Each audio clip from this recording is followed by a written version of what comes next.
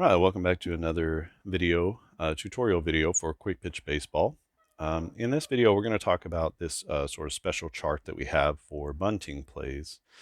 And you can see it's clearly labeled here. This will be inside the game guide, so you can print this off, or you can just keep it on a screen somewhere that you can reference. Excuse me. And we have two sections. We have one for sacrifice bunts and one for squeeze bunts. So on just a general sacrifice, we have several options here.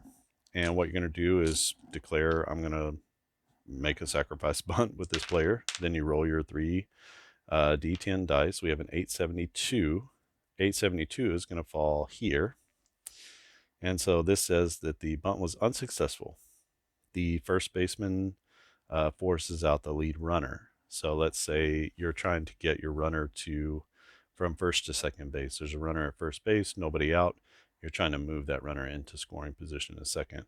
The first baseman gets to the ball quickly, throws to second, gets the lead runner. The batter is going to be safe at first base. That sacrifice is unsuccessful. If it were successful, this would be a 5-3 putout. So 5-3 on the putout, the batter's out at first. The runner goes to second base in our scenario.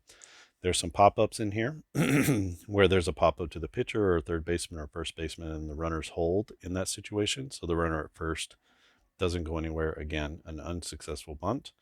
There's a strikeout with the runners holding, and then a pop-up, and I've sort of updated these with pop-out. So a pop-out to pitcher, third baseman, or the first baseman, and then that player doubles off the lead runner. So the runners gets caught off guard.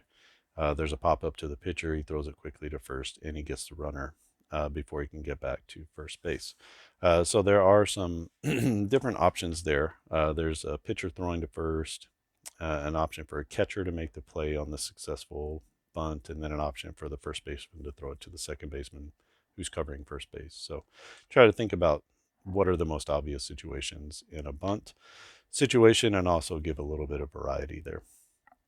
For squeeze bunts, we have the same thing. So you'll declare, I'm going to perform a squeeze bunt and roll your dice. This is going to be a 539.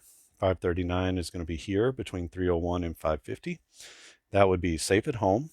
So it's a successful squeeze bunt. And that would be a fielder's choice 9-3. So the pitcher makes the play to first. The runners advance one base and the batter is out at first base. So any other runners who are on base, so let's say it was second and third with nobody out, and you want to put a squeeze play on, the runner would be safe at home. So that's a score.